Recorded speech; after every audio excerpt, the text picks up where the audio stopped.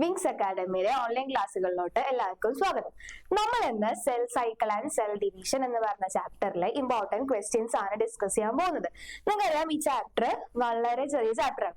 പക്ഷെ ഇപ്പോൾ ഈ വീഡിയോയില് ഇതിന്റെ ഓർഡറിലാണ് ക്വസ്റ്റ്യൻസ് ഇൻക്ലൂഡ് ചെയ്തിട്ടുള്ളത്. അതായത് നിങ്ങളുടെ ടെക്സ്റ്റ് ബുക്കിൽ എങ്ങനെയാണോ പഠിക്കുന്നത് അതേ ഓർഡറിലാണ് മിസ് ക്വസ്റ്റ്യൻസ് കൊടുത്തിട്ടുള്ളത്. നമുക്കറിയാം ഈ ചാപ്റ്ററിൽ നമ്മൾ 3 മെയിൻ ടോപ്പിക്സ് ആണ് ഡിസ്കസ് ചെയ്യാം. ആദ്യം നമുക്കറിയാം ഇന്റർഫേസ് എന്ന് പറയുന്ന മെയിൻ ടോപ്പിക്, പിന്നെന്താ ഡിസ്കസ് ചെയ്യാം മൈറ്റോസിസ്, മിയോസിസ്. ഈ 3 ടോപ്പിക്കിന് മാത്രമാണ് ഈ ചാപ്റ്ററിന് ക്വസ്റ്റ്യൻ വരും.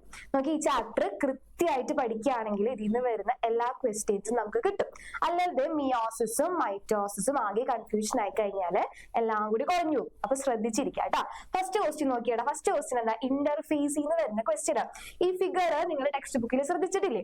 എല്ലാ കൊല്ലവും എക്സാമിന് സ്ഥിരമായിട്ട് വരുന്ന ക്വസ്റ്റ്യൻ ആണ് ഈ ഫിഗർ. ഈ ഫിഗർ അടയാളപ്പെടുത്തുമ്പോൾ എന്താ ശ്രദ്ധിക്കണ്ടേ? G1 ഫേസ് കഴിഞ്ഞിട്ട് എന്ത് ഫേസ് ആ വരുന്നത്? എസ് ഫേസ് ആണ് വരുന്നത്. സ്ഥിരമായിട്ട് നിങ്ങൾ തെറ്റിക്കുന്ന ഭാഗമാണ്. ഈ ഓർഡറിൽ അങ്ങോട്ട് പഠിച്ചു പോകും. G1, G2, S എന്ന് അടയാളപ്പെടുത്തുമ്പോൾ എന്ത് ചെയ്യും? G1 ഇവിടെ കൊടുക്കും, G2 ഇവിടെ കൊടുക്കും. ഇവിടെ എന്താ വരുന്നത്? എസ് ഫേസ് ആണ്. നോക്കിയാൽ ഒന്നാമത്തെ ക്വസ്റ്റ്യൻ എന്താ? Okay, observe the diagram and answer the following. ആദ്യം വരുന്ന ക്വസ്റ്റ്യൻ ആണ് ABC ലേബൽ ചെയ്യാൻ വേണ്ടിയിട്ട്. നോക്കിയാൽ ഇവിടെ ഒരു ഫേസ് ഉണ്ട്. ഇത് ഇമ്പോർട്ടന്റ് ആണ്, നിങ്ങൾ നോട്ട് ചെയ്യാൻ വിട്ടുപോകും. നോക്കിയേ, ഇവിടെ ആകെ 4 സ്ഥലങ്ങളാണ് ലേബൽ ചെയ്യാൻ വേണ്ടി ചോദിക്കുക. G1 കഴിഞ്ഞിട്ട് S ആണെന്ന് എപ്പോഴും ഓർത്ത് വെക്കുക. അല്ലാതെ G1 കഴിഞ്ഞിട്ട് G2 ആയിരിക്കില്ല. ലാസ്റ്റ് ആണ് ഇത് ഫേസ് വരുന്നത്, G2 ഫേസ് വരുന്നത്. നോക്കിയേ, ഇനി ഇമ്പോർട്ടന്റ് ആണ്. ഇവിടെയാണ് ഇപ്പൊ ബ്ലാങ്ക് ഇട്ടിട്ട് ഏതെങ്കിലും മാർക്ക് ചെയ്ത് തന്നിട്ടുണ്ടെങ്കിൽ ഇവിടെ നിങ്ങൾ എന്താ മാർക്ക് ചെയ്തത്? G0 face. നിങ്ങൾ നോട്ട് ചെയ്യാതെ വിട്ടുപോകുന്ന അടുത്ത ഫേസ് ആണ് എന്ത്? G0 എന്ന് പറയുന്നത്. നോക്കിയേ, സെക്കൻഡ് ക്വസ്റ്റ്യൻ നോക്കിയടാ. What is G0 phase? എന്താണ് G0 ഫേസ് എന്ന് പറഞ്ഞാൽ ഇവിടെ മിസ് കൊടുത്തിട്ടുണ്ട്. നോക്കിയേ, the cell do not divide and exit G1 phase. G1 ഫേസിൽ നിന്ന് നേരെ എക്സിറ്റ് ആയിട്ട് പോകുന്ന ആൾക്കാരെല്ലാരും ചെന്നിരിക്കുന്ന ഫേസ് ആണ് എന്ത്? G0 എന്ന് പറയുന്നത്. അവിടെ ഇമ്പോർട്ടന്റ് ആയിട്ട് പഠിക്കേണ്ട സാധനമാണ് ദ ഡു നോട്ട് ഡിവൈഡ്. അതേപോലെ തന്നെ ഇമ്പോർട്ടന്റ് ആണ് അവരെന്താ? മെറ്റബോളിക്കലി ആക്റ്റീവ് ആയിരിക്കും. സെല്ല് മെറ്റബോളിക്കലി ആക്റ്റീവ് ആയിരിക്കും, പക്ഷെ അവിടെ എന്ത് നടക്കില്ല? സെൽ ഡിവിഷൻ നടക്കില്ല. ഇനി നെക്സ്റ്റ് ഇമ്പോർട്ടന്റ് ക്വസ്റ്റ്യൻ ആണ് ഈ G1 S ഫേസ് G2 ഫേസിന്റെ ഡെഫിനിഷൻ. ഓക്കെ, ഒരു സെല്ല് ഡിവൈഡ് ചെയ്യാൻ വേണ്ടി തയ്യാറെടുക്കാൻ. അപ്പൊ ആദ്യം തന്നെ എന്തായിരിക്കും? സെല്ല് മെറ്റബോളിക്കലി ആക്റ്റീവ് ആയിരിക്കണം. ഒരു ചെറിയൊരു സെല്ലാണ് ഡിവൈഡ് ചെയ്ത് 2 സെല്ലായിട്ട് മാറും. സ്വാഭാവികമായിട്ടും ഒരു സെല്ലിന്റെ ഉള്ളിലുള്ള എല്ലാ ആൾക്കാരും ഡിവൈഡ് ചെയ്ത് 2 ആവണം. സെല്ല് ചെറുതാണെങ്കിൽ ആ സെല്ലൊന്ന് വലുതാവണം. അതാണ് എന്തിൽ നടക്കുക? ആദ്യത്തെ G1 ഫേസിൽ നടക്കുക. നോക്കിയടാ, കണ്ടിന്യൂസ് ടു ഗ്രോ. എത്രത്തോളം ഗ്രോ ചെയ്യാൻ പറ്റുമോ അത്രത്തോളം ഗ്രോത്ത് ഏത് ഫേസിൽ നടക്കും? G1 നടക്കും. ഇമ്പോർട്ടന്റ് ആയിട്ടുള്ള ഫേസ് ആണ് എസ് ഫേസ് എന്ന് പറയുന്നത്. മൈറ്റോസിസ് ആയിക്കോട്ടെ മിയോസിസ് ആയിക്കോട്ടെ, സെൽ ഡിവിഷന്റെ ഏത് ഭാഗം എടുത്താലും ആകെ ഒരു സ്ഥലത്ത് മാത്രമാണ് DNA സിന്തസിസ് നടക്കുന്നത്. എവിടെയാ DNA സിന്തസിസ് നടക്കുക? S phase. അതുകൊണ്ടാണ് എസ് ഫേസിനെ നമ്മൾ എന്ത് പറയുന്നത്? സിന്തസിസ് ഫേസ് എന്ന് കൂടി പറയുന്നത്. എവിടെയാണ് DNA സിന്തസിസ് നടക്കുക? എസ് ഫേസിൽ. ഇത് 1 വേർഡ് ആയിട്ട് ചോദിക്കാറുണ്ട്. ഇനി ഫൈനൽ ആയിട്ടുള്ള എന്താ? G2 face. G2 എന്താ നടക്കുക? സ്വാഭാവികമായിട്ടും ഫൈനൽ സ്റ്റെപ്പ് ആണ്. പിന്നെ എന്താണ്? Protein synthesis. ഇപ്പൊ നമ്മുടെ എക്സാം എഴുതുമ്പോൾ ഫസ്റ്റ് സ്റ്റേജ് എന്താ? നമ്മൾ എക്സാമിന് വേണ്ടി പ്രിപ്പയർ ചെയ്യും. അതാണ് G1 ഫേസ്. ഇങ്ങനെ മെയിൻ ആയിട്ടുള്ള സംഭവമാണ് എന്ത്? DNA synthesis. ഒരു സെല്ല് ഡിവൈഡ് ചെയ്യുമ്പോൾ അതിന്റെ മെയിൻ സംഭവമാണ് എന്ത്? DNA സിന്തസൈസ് ചെയ്യാന്നുള്ളത്. ലാസ്റ്റ് ഒരു എക്സാമിന് ലാസ്റ്റ് ടൈമിൽ നമ്മൾ എന്താ? ഫൈനൽ പ്രിപ്പറേഷൻ നടത്തും. അതേപോലെ തന്നെ സെല്ല് ഡിവൈഡ് ചെയ്യാൻ വേണ്ടിയിട്ടുള്ള ഫൈനൽ പ്രിപ്പറേഷൻ നടത്തുന്നതാണ് എന്ത്? ഗ്യാപ്പ് 2 ഫേസ് അല്ലെങ്കിൽ G2 ഫേസ് എന്ന് പറയുന്നത്. രണ്ടാമത്തത് ഇന്റർഫേസ് കഴിഞ്ഞാൽ ഫസ്റ്റ് പഠിക്കാനുള്ളതാണ് മൈറ്റോസിസ് ഇക്വേഷണൽ ഡിവിഷൻ. മാറിപ്പോവരുത്. മിയോസിസ് അല്ല, മൈറ്റോസിസ് ആണ്. ഫസ്റ്റ് ക്വസ്റ്റ്യൻ, ഡയറക്റ്റ് ക്വസ്റ്റ്യൻ ആണിത്. എന്തുകൊണ്ടാണ് മൈറ്റോസിസിനെ ഇക്വേഷണൽ ഡിവിഷൻ എന്ന് വിളിക്കുന്നത്? എന്തുകൊണ്ടാണ്? നോക്കിയിടാം. നമുക്കറിയാം ക്രോമസോം നമ്പർ എന്താണ്? 2n ആണ്. ഹ്യൂമന്റെ ക്രോമസോം നമ്പർ 2n ആണ്. മൈറ്റോസിസ് നടന്നു കഴിഞ്ഞാൽ ഈ 2n ഡിവൈഡ് ചെയ്തുണ്ടാവുന്ന 2 സെല്ലും എന്ത് തന്നെയായിരിക്കും? 2n തന്നെയായിരിക്കും. എന്ത് തന്നെയായിരിക്കും? 2n തന്നെയായിരിക്കും. ഇതുകൊണ്ടാണ് നമ്മൾ മൈറ്റോസിസിന് എന്ത് പറയുന്നത്? ഇക്വേഷണൽ ഡിവിഷൻ എന്ന് പറയുന്നത്. നോക്കി, number of chromosome in parent and progeny cell is same. ഇതിനെയാണ് നമ്മൾ പാരന്റ് സെൽ എന്ന് വിളിക്കുക. ഈ രണ്ടുപേരെയാണ് നമ്മൾ ഒന്നെങ്കിൽ പ്രോജിനെ സെൽ എന്ന് വിളിക്കും, അല്ലെങ്കിൽ എന്ത് വിളിക്കും? ഡോട്ടർ സെൽ എന്ന് വിളിക്കും. നിങ്ങൾക്ക് ഈ പ്രോജിനെന്നും ഡോട്ടറിനും കിട്ടിയില്ലെങ്കിൽ എന്ത് എഴുതിയാൽ മതി? Number of chromosome cells in parent cell and dividing cell are equal എന്ന് എഴുതിയാലും മതി. എന്നിട്ട് ഈ ഫിഗറും കൂടി വരച്ചു കഴിഞ്ഞാൽ ഇതിന്റെ ആൻസർ പക്ക ക്ലിയർ ആയി. നമ്മുടെ കൈയൊക്കെ പൊട്ടിക്കഴിഞ്ഞാൽ അവിടെ പുതിയ സെൽസ് വരില്ലേ? അവിടെ എന്ത് ഡിവിഷൻ നടക്കുക? മൈറ്റോസിസ് ഡിവിഷൻ ആണ് നടക്കുന്നത് കേട്ടോ. ഇനി സിഗ്നിഫിക്കൻസ്. മൈറ്റോസിസ് ആദ്യം പഠിക്കണം. മൈറ്റോസിസിന് എന്തുകൊണ്ടാണ് ഇക്വേഷണൽ ഡിവിഷൻ എന്ന് വിളിക്കുന്നത് നോക്കാം. ഇനി നെക്സ്റ്റ് പഠിക്കേണ്ടതാണ് സിഗ്നിഫിക്കൻസ്. ഇതേ കാര്യങ്ങൾ നമ്മൾ എവിടെയും പഠിക്കും? മിയോസിസിലും ഡിസ്കസ് ചെയ്യും. നോക്കിയടാ, മൈറ്റോസിസിന്റെ സിഗ്നിഫിക്കൻസ് എന്തൊക്കെയാണ് നോക്കിയേ. ആദ്യത്തെ നോക്കിയ production of daughter cell with identical genetic. അതായത് പാരന്റിന് ഏതാണോ ക്രോമസോം നമ്പർ ഉള്ളത് അതേ സെയിം ക്രോമസോം നമ്പർ ഡോട്ടർ സെല്ലിന് കിട്ടണമെങ്കിൽ ഏത് ഡിവിഷൻ നടക്കണം? മൈറ്റോസിസ് നടക്കണം. ഇനി രണ്ടാമത്തെ നോക്കിയേ, the growth of multicellular organism. ഒരു നമ്മളെ പോലുള്ള മൾട്ടി സെല്ലുലാർ ഓർഗാനിസത്തിന് ഗ്രോത്ത് നടക്കണമെങ്കിൽ, അതായത് പുതിയ സെല്ല് വരണമെങ്കിൽ എന്ത് നടക്കണം? മൈറ്റോസിസ് നടക്കണം. ഇനി reproduction of unicellular organism. Unicellular ഓർഗാനിസത്തിന്റെ റീപ്രൊഡക്ഷനും ആര് സഹായിക്കുന്നുണ്ട്? മൈറ്റോസിസ് സഹായിക്കുന്നുണ്ട്. ഇനി നെക്സ്റ്റ് ഇമ്പോർട്ടന്റ് ക്വസ്റ്റ്യൻ എല്ലാവർക്കും അറിയുന്നുണ്ടാകും. എന്താണ് കാരിയോകൈനസിസ് എന്ന് പറഞ്ഞാൽ എന്താ? നിങ്ങൾ ഫസ്റ്റ് +1 ഫസ്റ്റ് ചാപ്റ്ററിൽ പഠിക്കുന്നുണ്ട് കാരിയോഗമി എന്ന് പറഞ്ഞിട്ട്. കാരിയോ എന്ന് പറഞ്ഞാൽ ന്യൂക്ലിയസ് എന്നാണ് അർത്ഥം. കാരിയോകൈനസ് എന്ന് പറഞ്ഞാൽ ഡിവിഷൻ എന്നാണ് അർത്ഥം. മൈറ്റോസിസില് ന്യൂക്ലിയസ് ഡിവൈഡ് ചെയ്യാനായിട്ട് 4 സ്റ്റെപ്പുകളുണ്ട്. എത്ര സ്റ്റെപ്പുകളുണ്ട്? 4 സ്റ്റെപ്പുകളുണ്ട്. ഏതൊക്കെയാണ്? Prophase, metaphase, anaphase, telophase. ഒരിക്കലും ഓർഡർ തെറ്റിച്ച് പഠിക്കരുത്. 2 മാർക്കിന് ഒരു തവണ ഓർഡറിൽ എഴുതാനായിട്ടാണ് ക്വസ്റ്റ്യൻസ് വന്നിട്ടുള്ളത്. നിങ്ങൾ ഈ കാരിയോകൈനസ് എന്നൊക്കെ കാണുമ്പോൾ ഡൗട്ട് ആവരുത് കേട്ടോ. കാരിയോകൈനസ് എന്ന് പറഞ്ഞാൽ എന്താണ്? Nuclear division. എന്തൊക്കെയാണ്? Prophase, metaphase, anaphase, telophase. ഇത് ഓർഡറിൽ പഠിച്ചു കഴിഞ്ഞാൽ അടുത്തത് പഠിക്കേണ്ടതാണ് എന്ത്? ഇവരുടെ ഫിഗറും അതേപോലെ തന്നെ ഇവരുടെ ഫീച്ചേഴ്സും. ഇത് വളരെ ഇമ്പോർട്ടന്റ് ആണ്. നോക്കിയാണ് ക്വസ്റ്റ്യൻ പേപ്പർ ഇടുന്നവരുടെ ഏറ്റവും ഫേവറേറ്റ് ആയിട്ടുള്ള 2 ഫേസാണ് ഉള്ളത്, മെറ്റാഫേസും അനാഫേസ്. മിക്ക കൊല്ലം എക്സാമിന് ഈ 2ൽ നിന്നാണ് ക്വസ്റ്റ്യൻസ് കൂടുതൽ വരാറ്. ഫിഗർ നോക്കിപ്പോലെ ടെക്സ്റ്റ് ബുക്കിലുള്ള ഫിഗർ ആണ് മിസ് വെച്ചിട്ടുള്ളത്. ഇതിനെ ക്വസ്റ്റ്യൻസ് വരുള്ളൂ. ഇതിന്റെ ഓരോ കീ പോയിന്റ്സ് നിങ്ങൾ പഠിച്ചിട്ട് വേണം പോകാനായിട്ട്. ഫസ്റ്റ് നോക്കിയടാ, പ്രോഫേസിൽ എന്തൊക്കെയാണ് നടക്കാം? സിമ്പിൾ ആണ്. എന്തൊക്കെയാണ്? ന്യൂക്ലിയർ മെംബ്രെയിൻ ഡിസപ്പിയർ ആകും, സെൽ ഓർഗനൽസ് ഡിസപ്പിയർ ആകും. പിന്നെ നിങ്ങൾ സെൽഡ് യൂണിറ്റ് ഓഫ് ലൈഫില് സെൻട്രിയോൾസിനെ പറ്റി പഠിച്ചിട്ടുണ്ട്. ഈ സെൻട്രിയോൾസ് സെല്ലിന്റെ അവിടെ ഇവിടെയൊക്കെ ആയിട്ട് കിടക്കുന്നുണ്ടോ? സെല്ല് ഡിവൈഡ് ചെയ്യുന്ന സമയത്ത് എന്താണ്? അതായത് പ്രോഫേസിൽ ആ സമയത്ത് എന്ത് ചെയ്യും? ഈ സെൻട്രിയോൾ എന്ത് ചെയ്യും? 2 ഓപ്പോസിറ്റ് പോൾസിലോട്ട് മൂവ് ചെയ്യും. ഓക്കെ, ഇതൊക്കെയാണ് ഇവിടെ നമുക്ക് പഠിക്കാനുള്ളത്. Centrioles moves to opposite poles. ഇതാണ് എന്തിൽ പഠിക്കാനുള്ളത്? പ്രോഫേസിൽ പഠിക്കാനുള്ളത്. ഇനി മെറ്റാഫേസ് മോസ്റ്റ് ഇമ്പോർട്ടന്റ് ആണ്. എന്ത് മെറ്റാഫേസ് എന്ന് പറയുന്നത്? നമ്മുടെ നോക്കിയടാ, ഇതൊരു ഇമ്പോർട്ടന്റ് ആണ്. Chromatic reticulum condense to chromosome. എന്താണ് ക്രോമാറ്റിക് റെട്ടിക്കുലം എന്ന് പറഞ്ഞാല്?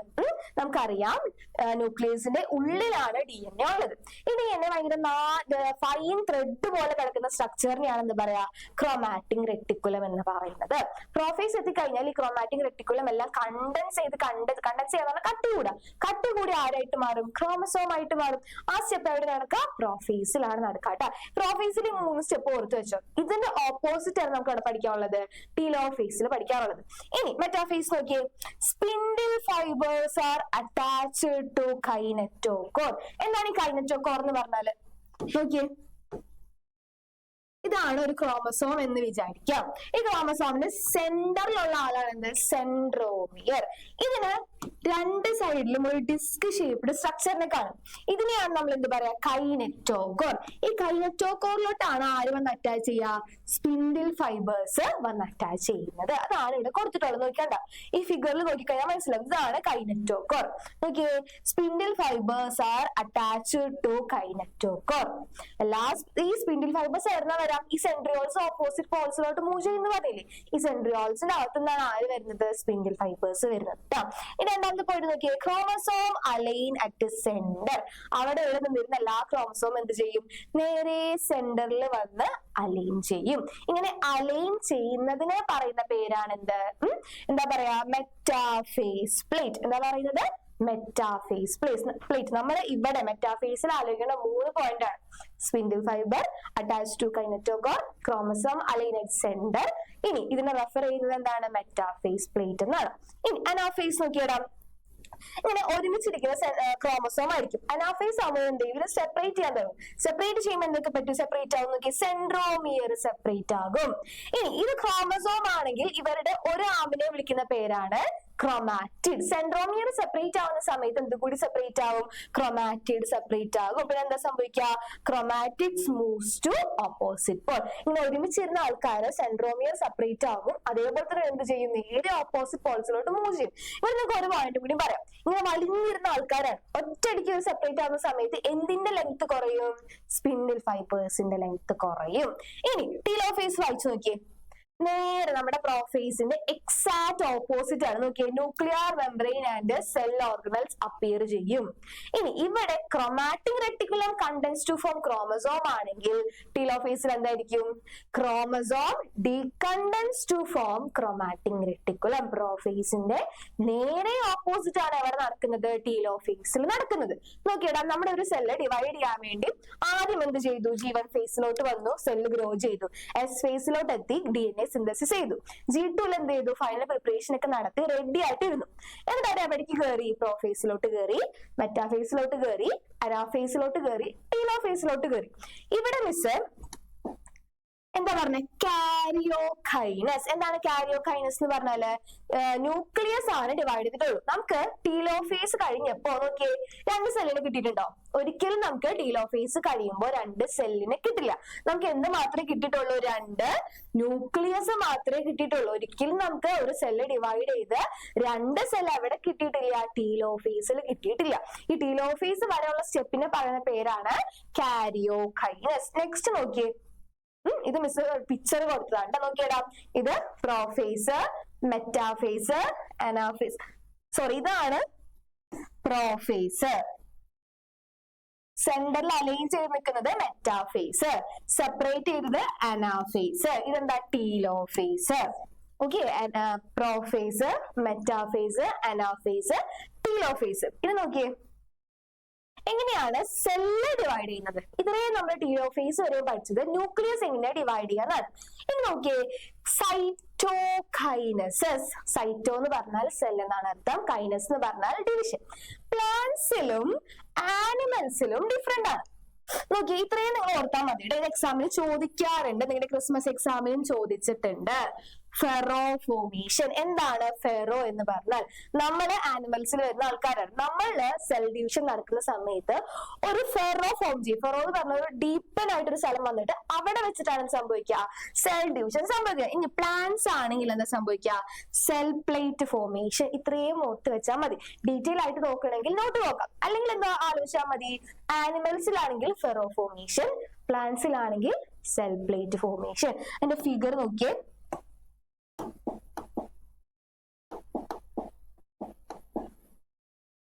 നോക്കിയേ, ഇതാണ് ആനിമൽ സെൽ. ഇങ്ങനെ ഡീപ്പൻ ചെയ്യുന്നതിനെയാണ് നമ്മൾ എന്ത് പറയാ? Ferro formation. ഇങ്ങനെ ഡീപ്പൻ ചെയ്ത് അതെന്ത് ചെയ്യും?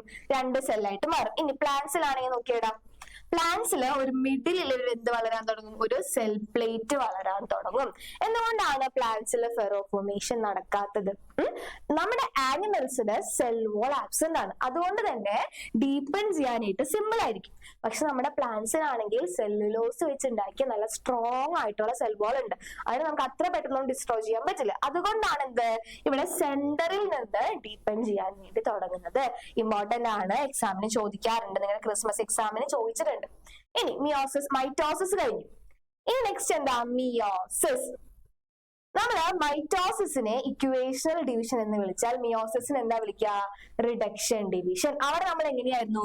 2n എന്ന് പറയുന്ന ക്രോമസോം നമ്പറിനെ ഡിവൈഡ് ചെയ്ത് വന്നപ്പോ എത്രയായിട്ട് തന്നെ മാറി? 2n ആയിട്ട് മാറി. ഇവിടെ എത്ര ആയിട്ടാ മാറാ? ഇവിടെ എത്ര ആയിട്ടാ മാറാ? n ആയിട്ടാണ് മാറാ. ഇത് ഡിപ്ലോയിഡ് ഇത് ഹാപ്ലോയിഡ്. പഠിക്കണം, മിസ് കുറെ തവണ ക്ലാസ്സിൽ പറഞ്ഞിട്ടുള്ളതാണ്. 2N പറയുന്ന പേര് ഡിപ്ലോയിഡ്, N പറയുന്ന പേര് ഹാപ്ലോയിഡ്. നോക്കിയേ, അവിടത്തെ നേരെ opposite chromosome number in parent cell is reduced to half. പാരന്റിന്റെ സെല്ലില് 2N ആണെങ്കിൽ ഡോട്ടർ സെൽ എത്രയായിരിക്കും ഉണ്ടാവുക? അതിന്റെ ഹാഫ് ആയിട്ടുള്ള N ആയിരിക്കും ഉണ്ടാവുക. ഇവിടുന്ന് തന്നെ ഒരു കാര്യം ആലോചിച്ചേ, നമ്മള് മനുഷ്യന്മാരല്ലെങ്കിൽ സെക്ഷലി റീപ്രൊഡ്യൂസ് ചെയ്യുന്ന എല്ലാ ഓർഗാനിസങ്ങളുടെയും പ്ലോയിഡി അല്ലെങ്കിൽ അവർക്ക് എത്ര എണ്ണ ഉണ്ടാവുക? 2N ആണ് ഉണ്ടാവുക. പക്ഷെ അവരൊരു സമയത്ത് അവർ പ്രൊഡ്യൂസ് ചെയ്യുന്ന ഗാമെറ്റ്സ്, സെക്ഷലി റീപ്രൊഡ്യൂസ് ചെയ്യുന്ന ഗാമെറ്റ്സിന്റെ പ്ലോയിഡി എന്താണ്? N ആയിരിക്കും. ഇപ്പൊ മനുഷ്യന്മാരുടെ കേസ് പറയുകയാണെങ്കിൽ നമ്മളെല്ലാവരും 2N ആണ്, സൈഗോട്ട് 2N ആണ്. പക്ഷെ അവര് പ്രൊഡ്യൂസ് ചെയ്യുന്ന സ്പേം ആയിക്കോട്ടെ ഓം ആയിക്കോട്ടെ അവരെന്താണ്? N ആണ്. അവരെന്താണ്? ഹാപ്ലോയിഡ് ആണ്.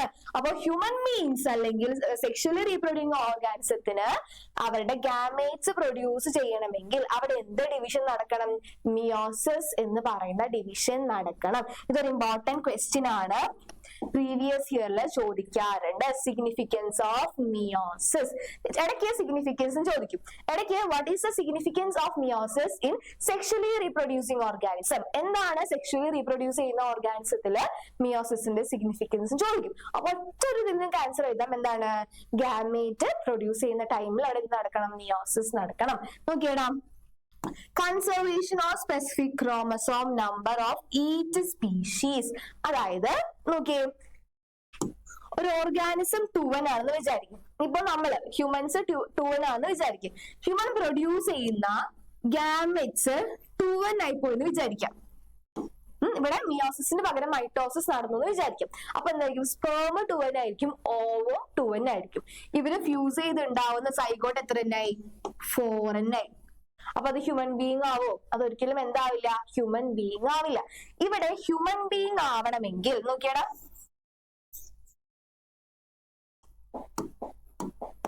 ഇവിടെ ഹ്യൂമൻ ബീങ്, അതായത് ഹ്യൂമൻ ബീങ് ആവണമെങ്കിൽ എന്താണ്? ഹ്യൂമൻ പ്രൊഡ്യൂസ് ചെയ്യുന്ന ഓവം N ആയിരിക്കണം. അതേപോലെ തന്നെ സ്പേം, മെയിൽ പ്രൊഡ്യൂസ് ചെയ്യുന്ന സ്പേമും N ആയിരിക്കണം. എന്നാലും ഇവര് ഫ്യൂസ് ചെയ്തുണ്ടാവുന്ന സൈഗോട്ട് എത്രയാവുള്ളൂ? 2N ആവുള്ളൂ. അതാണ് conservation of specific chromosome number. പാരന്റിന്റെ കയ്യിൽ എത്ര ക്രോമസോം നമ്പർ ആണോ ഉള്ളത്, അതേ ക്രോമസോം നമ്പർ കുട്ടികളിലേക്കും കൺസർവേറ്റീവ് ആയിട്ട് ട്രാൻസ്ഫർ ചെയ്യുന്ന പ്രോസസ് ആണ് എന്ത്? മിയോസിസ് എന്ന് പറയുന്നത്. ഇനി നോക്കിയേ, ജനറ്റിക് വേരിയബിലിറ്റി. നിങ്ങൾ നോക്കാതെ പോകുന്ന ഇമ്പോർട്ടന്റ് വേർഡ് ആണ് ജനറ്റിക് വേരിയബിലിറ്റി. മിയോസിസ് നടക്കുന്നത് കൊണ്ടാണ് നമുക്ക് എന്തുള്ളത്? ജനറ്റിക്സില് വേരിയബിലിറ്റി ഉള്ളത്. അത് നമ്മൾ മുന്നോട്ട് പോകുമ്പോൾ അതിന്റെ കറക്റ്റ് ആയിട്ടുള്ള എക്സ്പ്ലനേഷൻ പഠിക്കും. ഇനി നോക്കിയേ, എവിടെയെങ്കിലും ഈ വാക്ക് കേട്ടിട്ടുണ്ടോ? ഇതും നിങ്ങൾ നോക്കില്ല. ഈ ക്വസ്റ്റ്യൻ വന്നു കഴിഞ്ഞാൽ എല്ലാവരും ആൻസർ ചെയ്ത ഇന്റർഫേസ് എന്നാണ് ആൻസർ ചെയ്തത്. ഇന്റർഫേസ് ഇവിടെയാണോ പഠിക്കുക? ഇന്റർഫേസ് നമ്മൾ തുടക്കത്തിലാണ് പഠിച്ചിട്ടുള്ളത്. എന്താ നോക്കിയേ, രണ്ട് മൈറ്റോട്ടിക് ഡിവിഷന്റെ ഇടയിലുള്ള ഒരു ചെറിയ സ്റ്റേജിനെ പറയുന്ന പേര്. നമുക്കറിയാം മിയോസിസ് 1 ഉണ്ട്, മിയോസിസ് 2 ഉണ്ട്. ഈ മിയോസിസ് 1ന്റെയും മിയോസിസ് 2ന്റെയും ഇടയിൽ ഒരു ചെറിയ സ്റ്റേജ് ഉണ്ട്. അതിനെ പറയുന്ന പേരാണെന്ത്? ഇന്റർകൈനസിസ്. മറക്കരുത്. മിക്കവാറും എക്സാമിന് എന്തെന്നെ എഴുതിയേക്കും? ഇന്റർഫേസ് തന്നെ എഴുതിയേക്കും. ഇനി നമുക്കറിയാം മിയോസിസ് 1ലെ പ്രോഫേസ് 1നെ നമ്മൾ എത്രയായിട്ട് ഡിവൈഡ് ചെയ്തിട്ടുണ്ട്? 4ആയിട്ട് ഡിവൈഡ് ചെയ്തിട്ടുണ്ട്. എന്തൊക്കെയാണ്? ലെപ്റ്റോട്ടിൻ, സൈഗോട്ടിൻ, ഇവിടെ ഒരെണ്ണം കൂടി ഉണ്ട് കേട്ടോ, ഡയാകൈനസിസ്.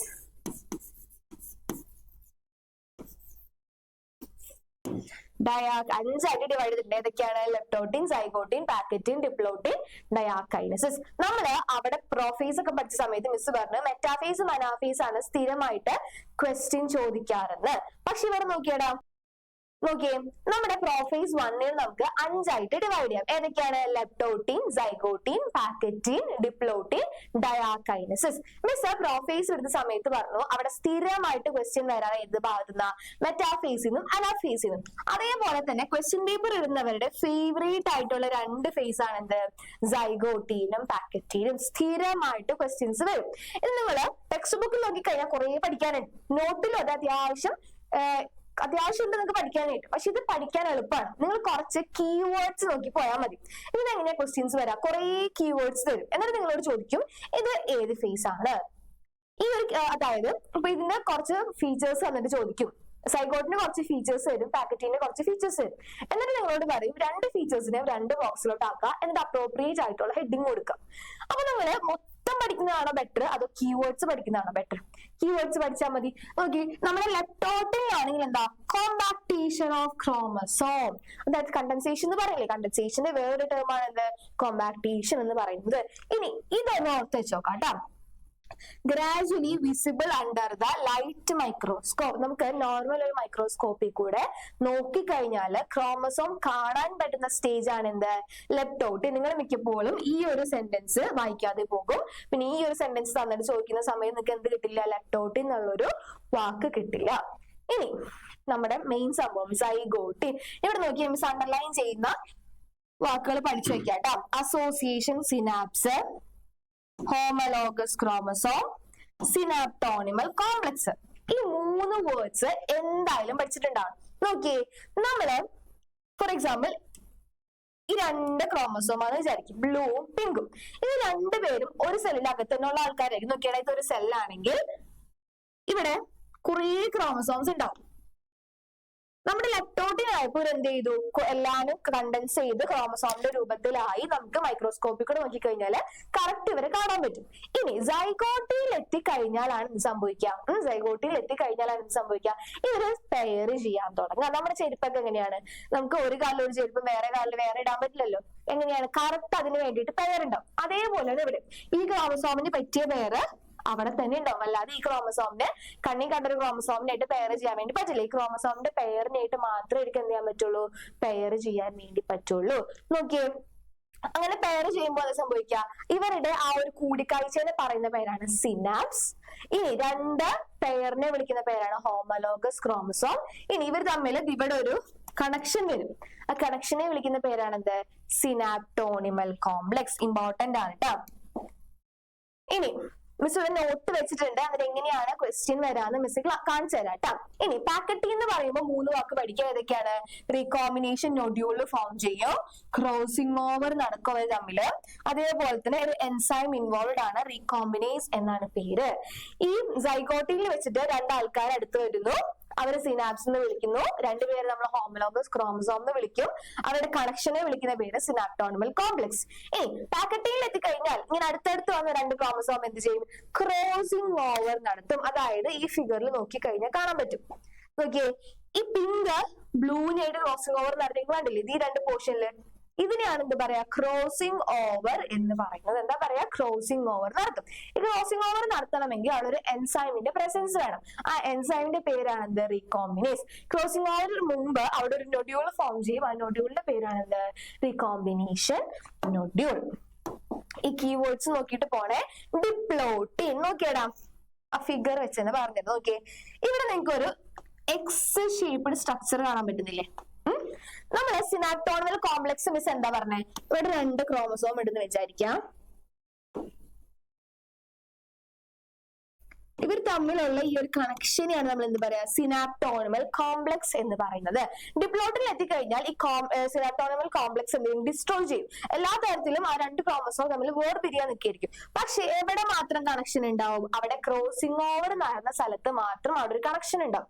ഈ എക്സ് ഷേപ്പ് ആയിട്ടുള്ള സ്ട്രക്ചറിനെ വിളിക്കുന്ന പേരാണ് എന്ത്, കയാസ്മാറ്റ. നോക്കിയടാ, ഡിസൊല്യൂഷൻ ഓഫ് സിനാപ്റ്റോണിമൽ കോംപ്ലക്സ്, അതായത് സിനാപ്റ്റോണിമൽ കോംപ്ലക്സ് ഡിസ്ട്രോയ് ചെയ്യും.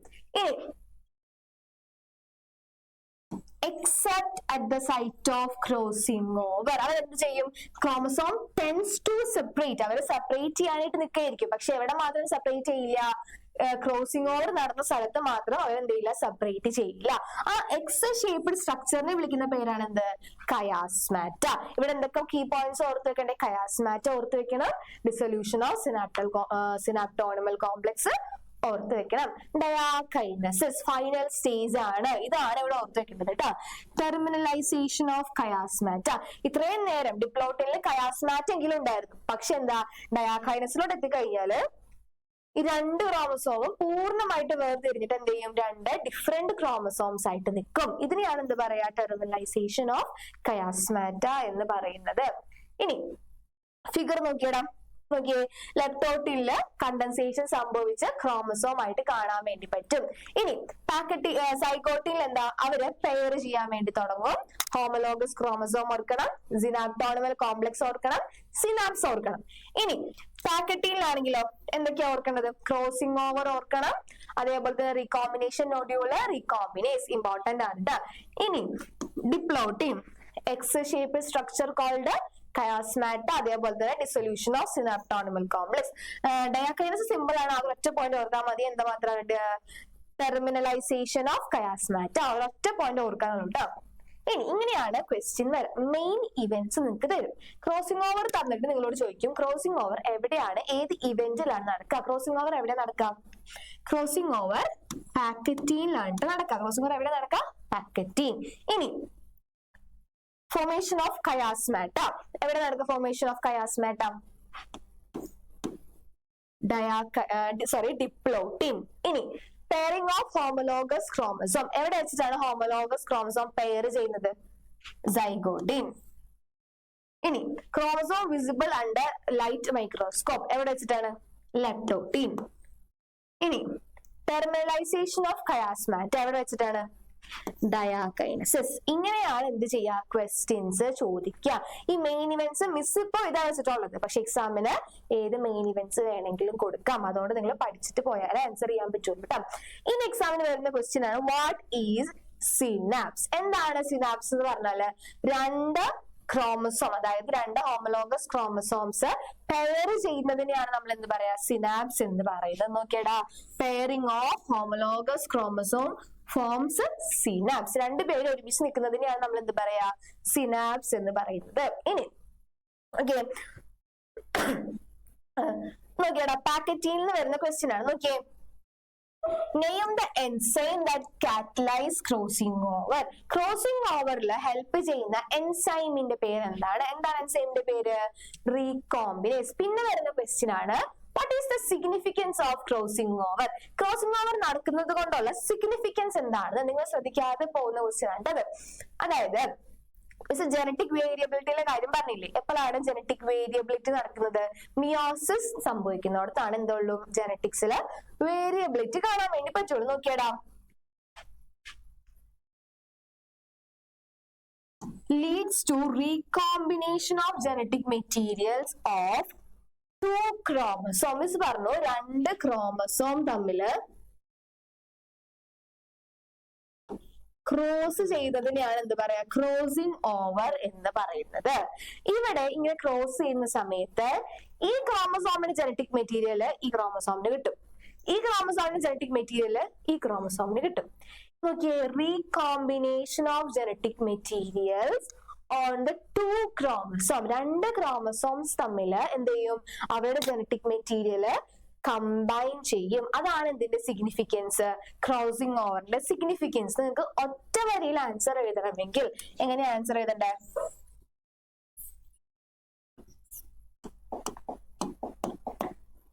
എന്താ ആൻസർ എഴുതണ്ടേ? Genetic variability. ഇതിന് സിമ്പിൾ ആയിട്ട് പറയുകയാണെങ്കിൽ എന്താ പറയേണ്ടത്? Genetic variability. ജനറ്റിക് വേരിയബിലിറ്റിക്ക് കാരണക്കാരാണ്? ക്രോസിംഗ് ഓവർ ആണ്. ഇനി നോക്കിയടാ, interchange. What is crossing over? ഇതും നിങ്ങൾ സിനാപ്സ് പോലെ നോക്കാണ്ട് പോകുന്ന സംഭവമാണ്. What is crossing over? എന്താണ് ക്രോസിംഗ് ഓവർ എന്ന് പറഞ്ഞാല്? രണ്ട് നോൺ സിസ്റ്റർ ക്രോമസോം അല്ലെങ്കിൽ രണ്ട് നോൺ സിസ്റ്റർ ക്രോമാറ്റിഡ്സ് തമ്മിൽ അവരുടെ ജനറ്റിക് മെറ്റീരിയൽസ് ഇന്റർചേഞ്ച് ചെയ്യുന്നതിനെയാണ് നമ്മൾ എന്ത് പറയാ? ക്രോസിംഗ് ഓവർ എന്ന് പറയുന്നത്. ഇമ്പോർട്ടന്റ് ആട്ടോ. ഇനി നേരത്തെ മിസ് പറഞ്ഞ ക്വസ്റ്റ്യൻ നോക്കി, why meiosis is essential in sexually reproducing organism. എന്തുകൊണ്ടാണ് മിയോസിസ് ഇമ്പോർട്ടന്റ് ആയിട്ടുള്ളത്? നോക്കിയാൽ മിസ് അവിടെ പറഞ്ഞത് നോക്കിയേ, meiosis reduce the chromosome number to half and it's followed by fertilisation which restore the diploidity. അതായത് മിയോസിസ് നടക്കുമ്പോൾ 2n എന്തായിട്ട് മാറും? മിയോസിസ് നടക്കുമ്പോൾ 2n എന്തായിട്ട് മാറും? n ആയിട്ട് മാറും. പക്ഷെ ഫെർട്ടിലൈസേഷൻ കഴിഞ്ഞാൽ അതായത് എന്നും ഫ്യൂസ് ചെയ്തിട്ടുണ്ടാവുന്ന സൈഗോട്ട് എന്ത് തന്നെയായിരിക്കും 2n ആകും. അതാണ് ഇവിടെ പറഞ്ഞിട്ടുള്ളത്. ഹാഫ് ആക്കും. പക്ഷെ as it is followed by fertilisation which restore the diploidity. Diploid എന്ന് പറഞ്ഞാൽ എന്താണ്? ഡിപ്ലോയിഡ് ആയിട്ട് നിൽക്കുന്നവരാണ് നമ്മൾ എന്താ ഡിപ്ലോയിഡിറ്റി എന്ന് പറയുന്നത് കേട്ടോ. ഹാപ്ലോയിഡ് ആണ് നമ്മൾ എന്താ പറയുക? ഹാപ്ലോയിഡിറ്റി എന്ന് പറയും. പ്ലോയിഡി എന്ന് പറഞ്ഞാൽ കേട്ടിട്ടുണ്ട് നിങ്ങൾ? പ്ലോയിഡി എന്ന് പറഞ്ഞാൽ 2n-നെയും n 3n 4n അവരെ നമ്മൾ കോമൺ ആയിട്ട് പറയുന്നതാണ് പ്ലോയിഡി എന്ന്. ഇനി ഇത്രേ ഉള്ളൂ നമുക്ക് ഈ ചാപ്റ്ററിൽ ഡിസ്കസ് ചെയ്യാനുള്ള ക്വസ്റ്റ്യൻസ്. മിസ് പറഞ്ഞ പോലെ ഇന്റർഫേസ് പഠിക്കാം, മൈറ്റോസിസ് പഠിക്കാം, മിയോസിസ് പഠിക്കാം. കൺഫ്യൂസ്ഡ് ആവരുത്. മൈറ്റോസിസ് ആണ് ഇക്വേഷണൽ ഡിവിഷൻ, മിയോസിസ് ആണ് റിഡക്ഷൻ ഡിവിഷൻ. അതിന്റെ സിഗ്നിഫിക്കൻസ് പഠിക്കുക, ഓരോ ടേംസ് പഠിച്ചു വെക്കുക. മിസ് അവിടെ പറഞ്ഞ പോലെ മെയിൻ ആയിട്ടുള്ള ഇവന്റ്സ് പഠിച്ചു വെക്കണം കേട്ടോ. മെയിൻ ഇവന്റ്സ് ചോദിച്ചിട്ടായിരിക്കും നിങ്ങൾക്ക് എക്സാമിന് ക്വസ്റ്റ്യൻസ് ഉണ്ടാവാം. മെയിൻ ഇവന്റ്സ് നോക്കി പോയി കഴിഞ്ഞാൽ നിങ്ങൾക്ക് എളുപ്പമായിരിക്കുള്ളൂ. അപ്പൊ എല്ലാം പഠിച്ചു പോകണ്ട. മെയിൻ ആയിട്ടുള്ള ഇവന്റ്സ് നോക്കി കഴിഞ്ഞാൽ നിങ്ങൾക്ക് അത് ഏത് സ്റ്റേജിലാണ് നടക്കുന്നത് മനസ്സിലാവും. ഓക്കെ, ആൻഡ് നിങ്ങൾക്ക് ഇന്നത്തെ ക്ലാസ് മനസ്സിലായെന്ന് വിചാരിക്കുന്നു. മനസ്സിലായി കഴിഞ്ഞാൽ ലൈക്ക് ചെയ്യുക, ഷെയർ ചെയ്യുക, സബ്സ്ക്രൈബ് ചെയ്യുക. താങ്ക്